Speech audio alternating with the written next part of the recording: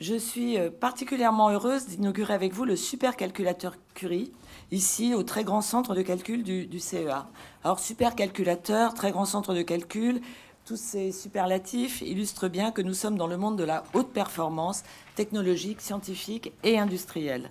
Nous parlons en effet d'une puissance de calcul de 1 pétaflop pour les scientifiques, 2 pétaflops pour la performance de crête du constructeur, c'est-à-dire d'1 million ou de milliards d'opérations par seconde. Cette inauguration est ainsi exemplaire à plusieurs titres. Elle témoigne d'abord de l'importance stratégique des supercalculateurs dans notre société et dans notre économie de la connaissance. La puissance de calcul est un élément indispensable d'une politique de recherche ambitieuse. La modélisation et la simulation numérique sont devenus aujourd'hui des outils essentiels de la recherche en complément de la théorie et de l'expérimentation qui ne peuvent pas tout représenter.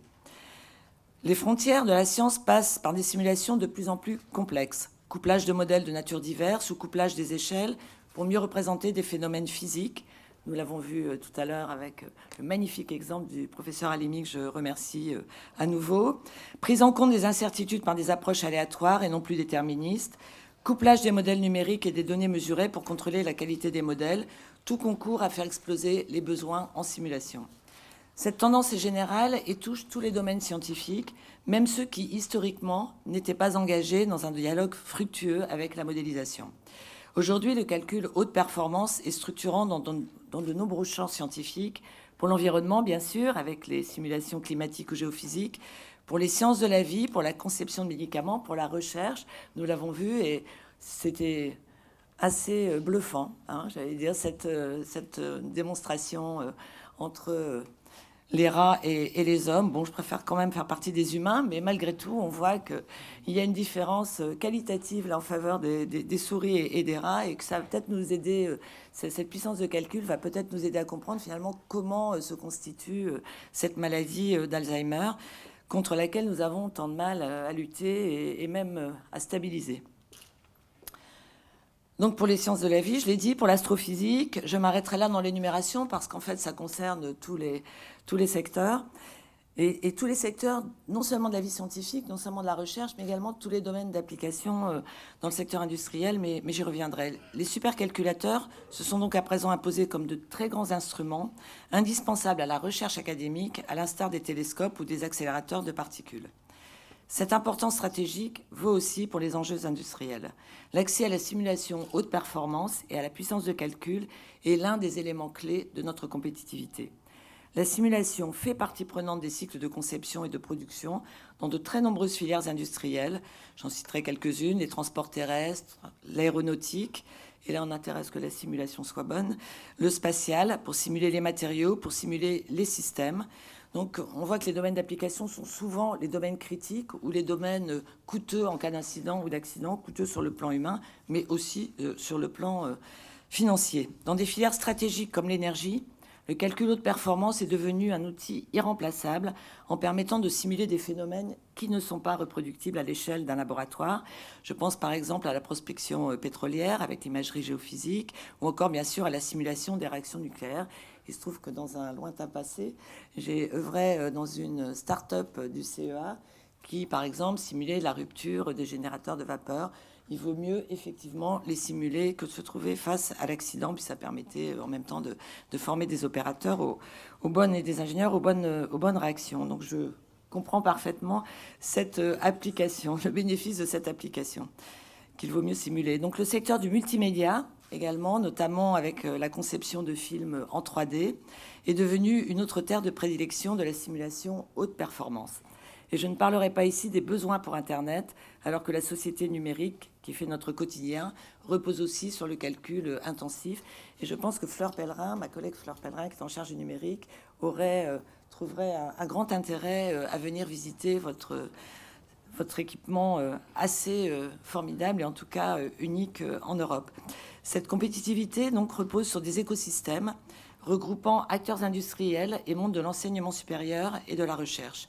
Je suis ici très fière du rôle que joue Bull, la société Bull, dont je salue le président, Philippe Vanier, dans l'écosystème français et européen du calcul intensif.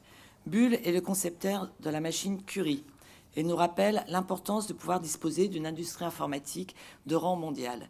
Et pourtant, à un moment, personne n'était très optimiste sur l'avenir de cette société. Ça prouve aussi qu'il faut se battre, et qu'il convient de se battre, et que quand on se bat par l'innovation, quand on se bat par des partenariats avec la recherche, eh bien, c'est un ticket gagnant. Et merci d'avoir eu cette audace. Merci à vos prédécesseurs également de l'avoir eu. Cet écosystème repose non seulement sur des concepteurs de matériel, mais aussi sur des développeurs de logiciels. Cette diversité fait sa force.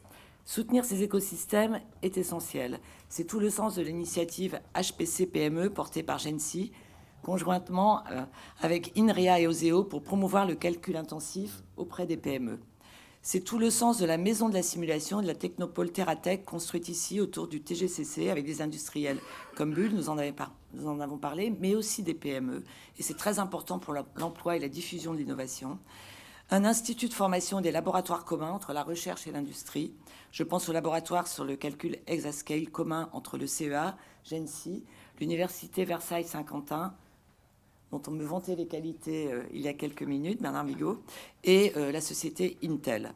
Cette importance stratégique relève aussi de la politique de souveraineté et de sécurité individuelle et collective des États. Et l'actualité nous donne des exemples de l'importance de cette sécurité à peu près chaque jour. La politique énergétique, la politique de prévention des risques naturels, la politique de défense s'appuient sur les apports de la simulation de ce calcul haute performance. À ce titre, le calcul haute performance est un véritable enjeu de souveraineté à cette échelle et à l'échelle européenne.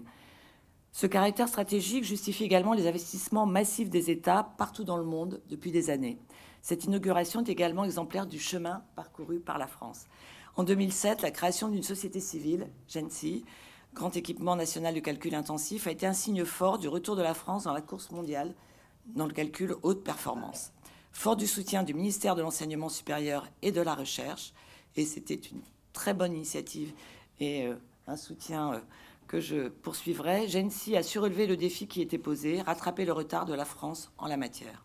Je tiens à saluer ici l'action exemplaire, passionnante mais aussi passionnée, de sa présidente directrice générale, Catherine Rivière, qui a su construire cet acteur structurant au service de la politique de recherche et d'innovation française. Un acteur national avec une politique cohérente vis-à-vis des régions et inscrit dans une dynamique européenne. Je reviendrai sur ces points. Je tiens aussi à remercier les associés de Gensi, au premier rang desquels le CEA et le CNRS, la conférence des présidents d'université et INRIA. À travers eux, je tiens à saluer l'engagement de l'ensemble de la communauté scientifique française dans cet effort. Alors j'ai évoqué les régions, il faudrait aussi évoquer, si j'ai bien compris, le département qui a été extrêmement actif ici, sur ce territoire, dans la construction de cet équipement, donc qu'il en soit salué et remercié. Quand les territoires s'engagent, c'est toujours bon pour l'ensemble du projet. Et c'est bon aussi pour la diffusion dans le milieu économique. En multipliant en 5 ans par 50 la puissance de calcul disponible en France, le défi a été relevé. Qui plus est, cela s'est fait dans un effort de cohérence de l'ensemble des acteurs français. Gensi peut être à présent considéré comme le chef de file d'un réseau qui regroupe également les centres régionaux de calcul. À travers le projet Équipe Atmeso qu'il coordonne, Gensi a su également construire une dynamique régionale et nationale pour le calcul intensif. Cette approche intelligente de la subsidiarité mérite d'être soutenue et rentre bien dans notre politique d'articulation entre l'échelle nationale et les régions et les territoires, donc d'une façon plus large. Mais cette inauguration est aussi exemplaire de la dimension européenne dans laquelle la France inscrit et veut inscrire encore davantage sa politique scientifique. L'Europe s'est dotée avec PRACE, Partnership for Advanced Computing in Europe, d'une politique ambitieuse et des moyens de sa politique. Avec PRACE, ce sont 24 pays européens qui ont fait le choix de garantir l'accès à des supercalculateurs au meilleur niveau mondial dans sa durée. Avec près de 15 pétaflops disponibles fin 2012, PRACE permet à l'Europe de faire jeu égal avec les autres grandes puissances du calcul intensif que sont les États-Unis, la Chine, le Japon et, si j'ai bien compris, la Corée. Catherine Rivière va aussi assurer la présidence de PRACE pour les 2 ans qui viennent. Bravo. Ceci est la reconnaissance de l'engagement européen de la France et, si je puis me permettre, la reconnaissance également de votre grande compétence. J'en viens enfin au supercalculateur Curie. Tout d'abord, merci. Quel beau symbole que d'avoir choisi ce nom, déjà distingué par le président François Hollande lors de son entrée en fonction pour désigner ce supercalculateur. Ce supercalculateur, qui constitue un des apports de la France à PRACE, est un investissement important. Il a bénéficié de la dynamique scientifique et industrielle française et européenne qu'il va nourrir en retour. Il a aussi bénéficié, si je puis me permettre, du financement du ministère de l'Enseignement supérieur et de la Recherche. Je tiens à saluer ici la mobilisation et le haut niveau de compétences des équipes qui ont permis la réalisation de ce beau projet, équipe de Gency et du CE Adam, équipe du constructeur Bull. Nelly Cross, que je connais bien, la vice-présidente de la Commission européenne chargée de la stratégie numérique, elle aussi passionnée, l'a bien souligné en mars dernier lors de l'ouverture du Forum Praise, nous l'a rappelé tout à l'heure. Grâce à Curie, la capacité en calcul intensif de l'Europe, mise à disposition par Praise, a désormais doublé. Cela va aider l'Europe à rester en tête dans la recherche de solutions adaptées aux défis sociétaux que constituent par exemple le vieillissement, les changements climatiques et l'efficacité énergétique. Si je puis me permettre, ça devrait permettre aussi à l'Europe de traduire en emploi et en développement industriel toute la compétence amont en recherche, puisque l'écart est encore beaucoup trop grand. Il est quasiment de 1 à 10. Ces politiques sont des politiques de long terme et d'intérêt général pour la nation. Je suis fière de pouvoir confirmer l'engagement de la France dans la construction de l'Europe, du calcul haute performance, pierre de touche de la construction de l'espace européen de la recherche et de l'innovation, en cohérence avec le projet présidentiel de retour à la croissance, dans lequel j'inscrirai pleinement mon action. Merci de votre attention et encore toutes mes félicitations.